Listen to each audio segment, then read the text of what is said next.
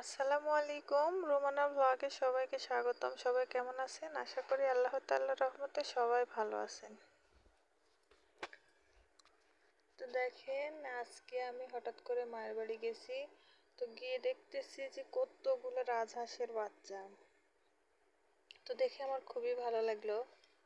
তো আমি ভাবলাম যে যারা শহরে বসবাস করে ওরা তো আসলে রাজহাঁসের বাচ্চাটা খুব ভালো চেনে না।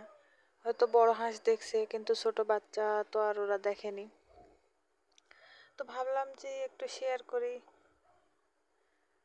তারাও দেখুক যে ছোট রাজহাঁসের বাচ্চা কিরকম থেকে কিরকম হয়।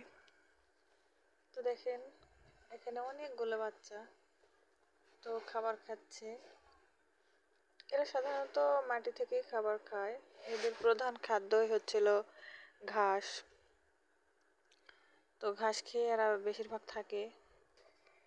আর এরা বড় হলেও ঘাস খেয়ে থাকে। এদের কোনো একটা ঝামেলা, চাপের ঝামেলা খুব একটা নাই, খুব কমই ঝামেলা।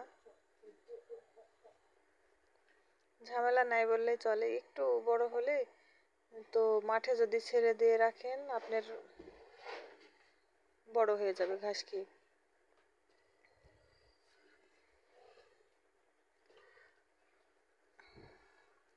তো দেখেন কতগুলো বাচ্চা। অনেকেরই হয়তো মনে হবে যে এখানে রাজহাঁসের বাচ্চা দেখানোর আবার কি আছে। আবার অনেকেই দেখবে যে আসলে এরকম বাচ্চা থেকে এরকম হাঁস হয়। তো আমি ভিডিওর লাস্টে দেখাবো রাজহাঁসের বাচ্চা কত বড় বড়, মানে কত ছোট থেকে কত বড় হয়। আর বড় হাঁসও দেখাবো।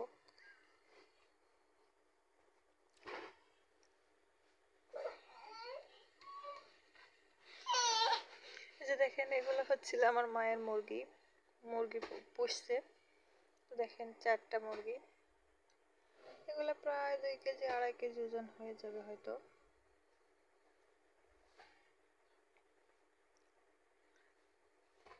অল্প কয়েকদিন আগে দেখে গেলাম এগুলো ছোট একদম বাচ্চা, কিন্তু কিছুদিন পরে এসে দেখি একবারে বড় বড় হয়ে গেছে। আর এগুলো হচ্ছিল, আমরা তো দেশি হাঁস, দেশি হাঁস নামেই চিনি, সবাই চিনি, কম বেশি শহর গ্রাম সবাই এই হাঁসকে চিনি। আর এই যে দেখেন রাজহাঁস, ওই যে এগুলোর বাচ্চাই তো আমি দেখালাম।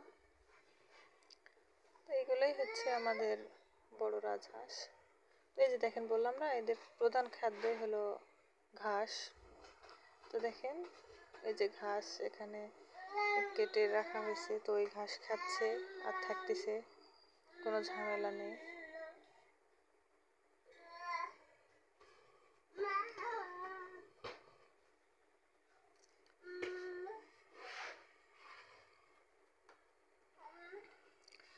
তো সবাই ভালো থাকবেন, সুস্থ থাকবেন, সবার জন্য রইল শুভকামনা।